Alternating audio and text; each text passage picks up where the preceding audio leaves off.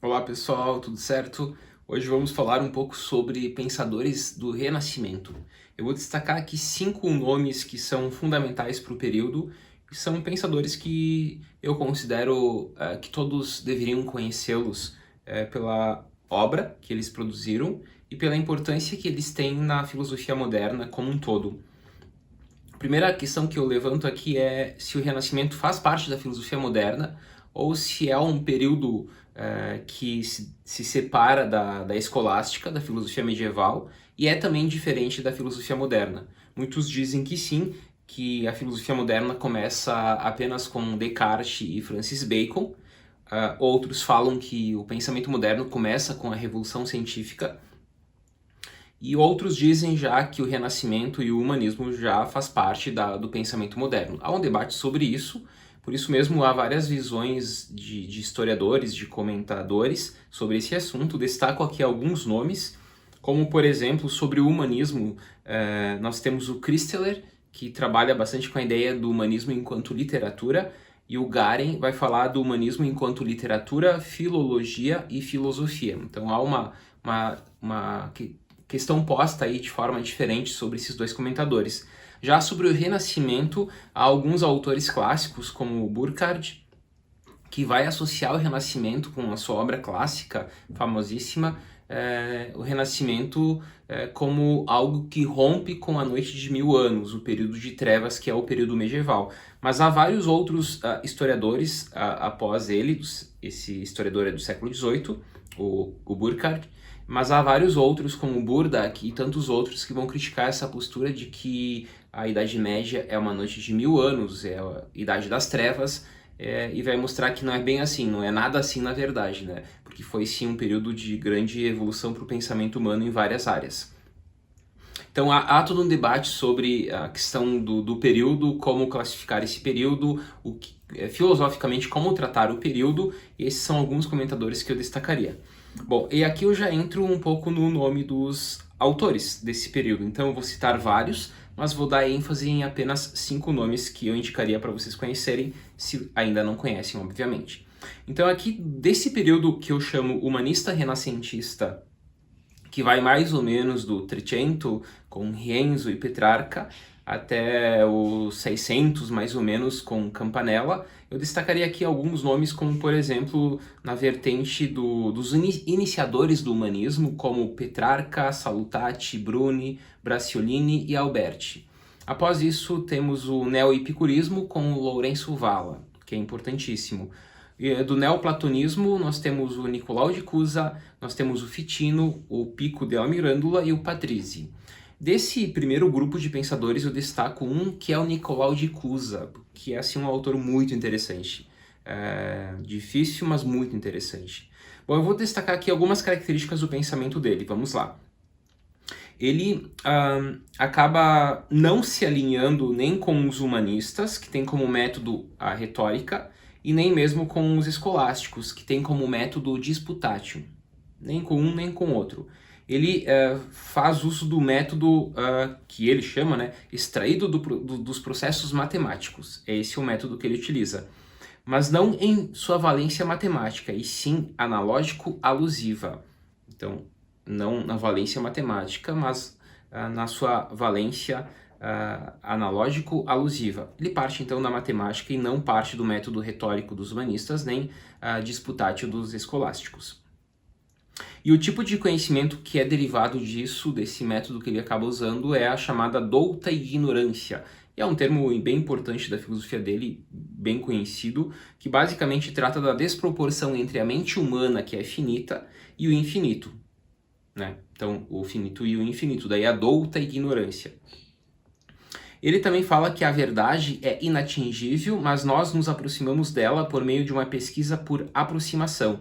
E aqui ele já antecipa vários debates que são feitos apenas no século XX. Por exemplo, o Popper, que vai falar justamente da questão da aproximação da verdade, não jamais alcançar a verdade, mas nós nos aproximamos dela. Mas o Popper, ao falar isso, ele estava criticando os positivistas. Então, nós temos aqui o Nicolau, que já antecipa grandes questões, né, nesse sentido. E ele fala também que no infinito, e aí seria Deus, né? Essa douta ignorância entre finito e infinito, o infinito seria Deus. Existe o lugar para coincidência dos opostos. E esse é um termo interessantíssimo também da filosofia dele. Inclusive dá para relacionar com a questão da dialética, aqui com a síntese dos opostos, que é o terceiro momento do lógico em Hegel. E ele fala que nós conseguimos então entender, né, via a douta ignorância e chegar à coincidência dos opostos. Mas isso se dá no infinito, em Deus. Um exemplo que é dado aqui é ampliar o círculo até ele se tornar uma reta, ou seja, nele coincidem todas as distinções que nas criaturas se encontram opostas.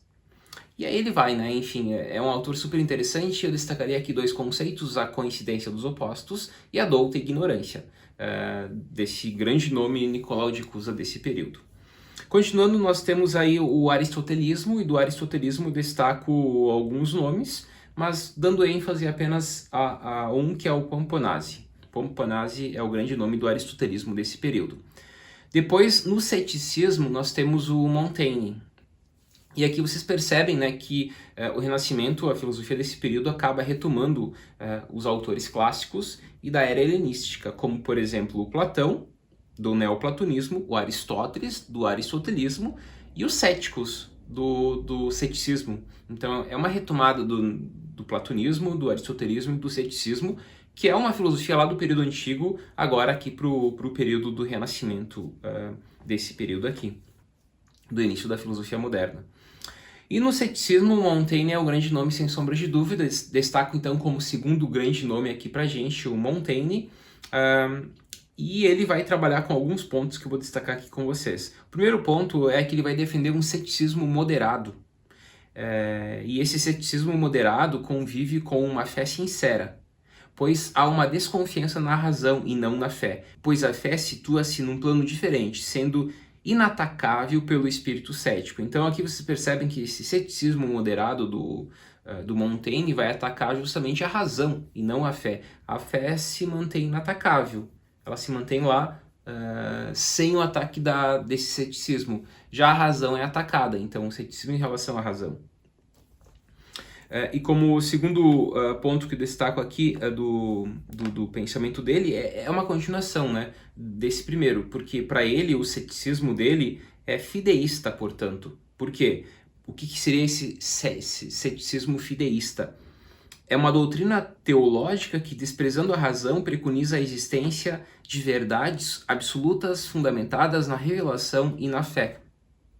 Então, percebe que esse ceticismo aqui, comumente, nós pensamos o ceticismo como um ataque a qualquer forma de conhecimento. Aqui não, aqui a fé acaba se salvando.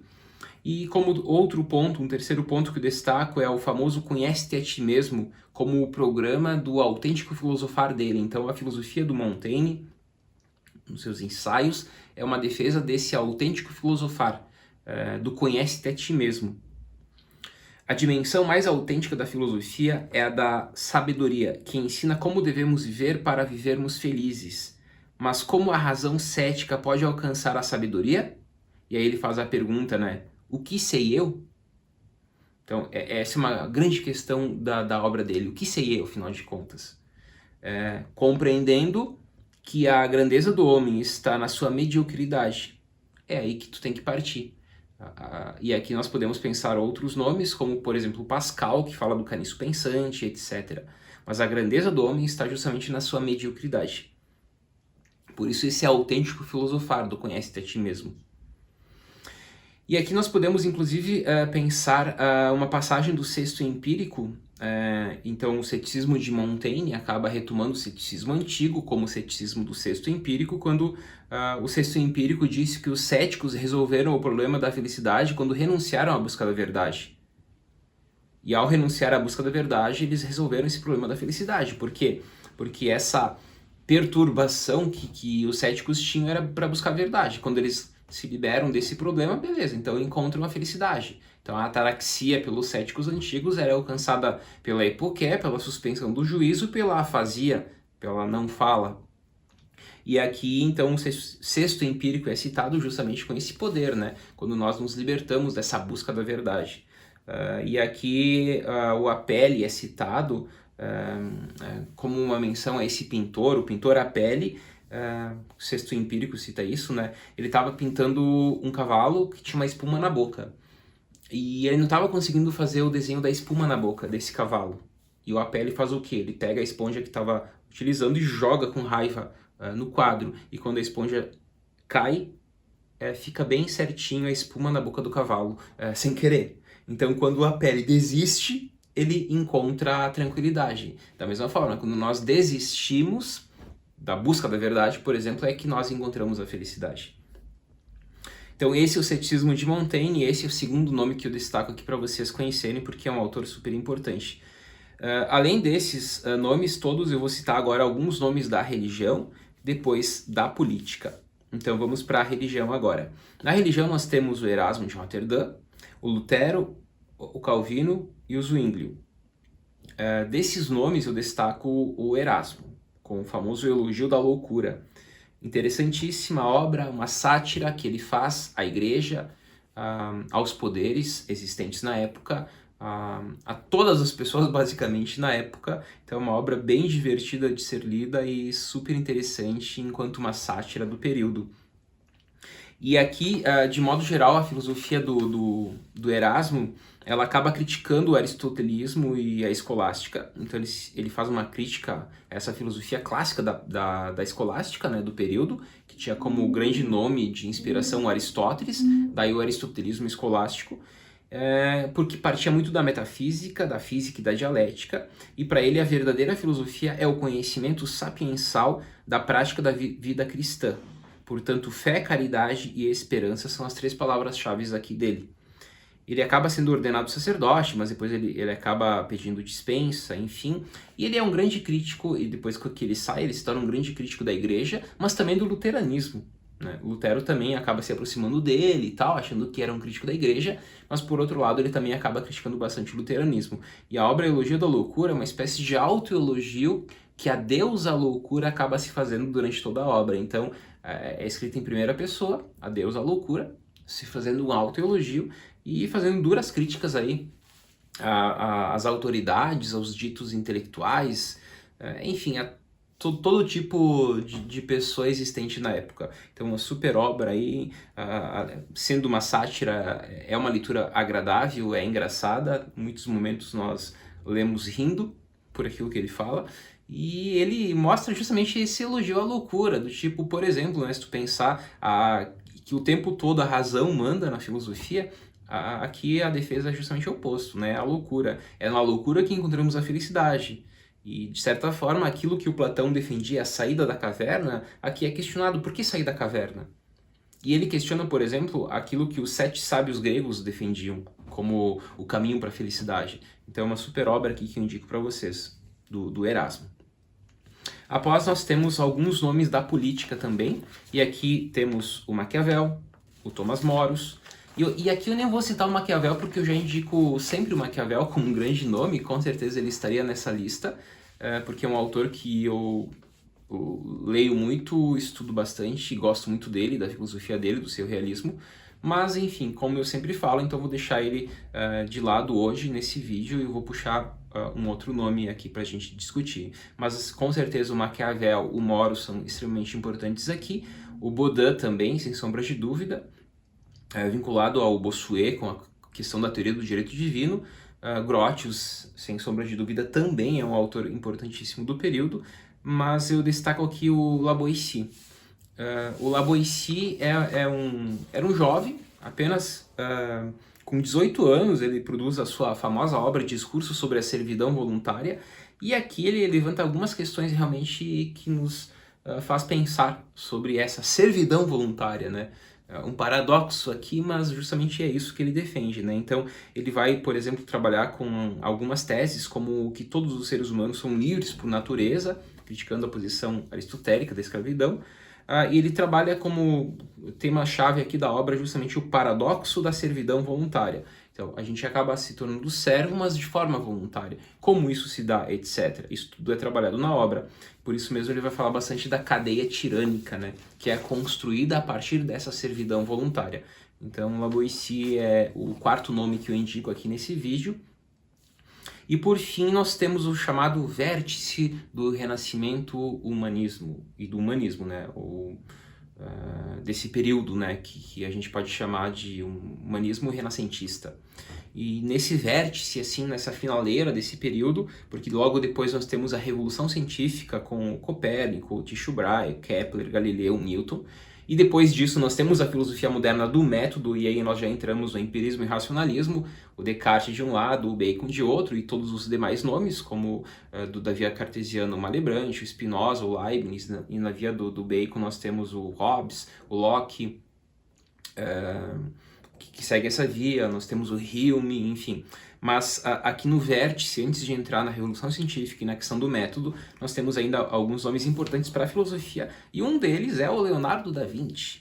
Sim, o Leonardo da Vinci é um grande nome aqui da filosofia, e ele tem algumas visões assim bem interessantes sobre essa questão de uma leitura filosófica do universo. Ele parte de uma concepção neoplatônica do paralelismo entre microcosmo e macrocosmo, ele parte também de uma leitura mecanicista da natureza. Enfim, Leonardo, além de ser conhecido em todas as demais áreas que ele é conhecido pela genialidade, né? Pela sua genialidade, ele também é um grande nome aí da filosofia. Mas além do Leonardo, nós temos o Telésio, o Campanella e o Bruno. E eu destaco aqui para finalizar o quinto nome nosso na nossa lista aqui dos autores importantíssimos que eu indico para vocês conhecerem, o Giordano Bruno. E o Giordano Bruno ficou historicamente sempre mencionado, né, porque ele foi morto na fogueira pela visão dele do universo via a Santa Inquisição. E ele possuía uma visão do universo que era copernicana, mas também mágico, religiosa e metafísica. Então essa visão copernicana foi o que levou ele para a fogueira, ser morto na fogueira. E diferente do Galileu, né, que deu para trás e ficou em prisão domiciliar, ele não. E o Descartes, que desiste de publicar o Tratado sobre Física também, etc. Então era muito comum nessa época alguns nomes desistirem de publicar algumas obras por medo, mas ele acabou sendo morto na fogueira, e ele possui uma visão mágico-religiosa e metafísica da natureza, além de copernicana. Ele acaba assim antecipando com a sua filosofia o Spinoza, os românticos e o jovem Schelling. Exatamente. A filosofia de Spinoza, muito importante, do romantismo lá na frente, e o jovem Schelling também parte muito da concepção aqui do Bruno. E aqui eu destaco apenas 4 conceitos centrais na obra dele. O primeiro é Deus. Ele diz que Deus é uno, todo infinito, o princípio supremo, mente acima das coisas. O segundo conceito, intelecto universal, que ele diz que o intelecto universal é uma força divina, uma faculdade da alma e do mundo, é uma mente nas coisas. O terceiro conceito, a matéria, e ele diz que a matéria é um universo uno, todo, mas não totalmente infinito, e contém mundos infinitos, mas em toda a sua parte é finito, e o universo é uma esfera que tem o seu centro em todo lugar. Só isso já dá um nó na nossa cabeça, né? Porque ele já meio que antecipa muitos debates que vêm depois com essa noção dele, da matéria. E por fim ele fala do homem, e ele diz que sobre o homem a vida é infinita, pois há infinitos indivíduos que vivem em nós, e morrer é apenas uma mutação acidental, etc. Ele continua com esse debate. Então, esses são os 5 nomes que eu indico para vocês. Retomando, quais são eles? O primeiro nome é o Nicolau de Cusa, pela via neoplatônica. O segundo nome é o Montaigne, pela via do ceticismo. O terceiro nome é o Erasmo de Roterdã, aí um debate mais vinculado à religião no período. O quarto nome, mais vinculado à questão política e civil, é o Lavoisier. E o quinto nome, aqui muito mais próximo às questões de ciência mesmo, mas uma leitura metafísica sobre o mundo também, o Giordano Bruno. É isso aí, pessoal. Espero que tenham gostado desse vídeo e nos vemos no próximo. Até mais!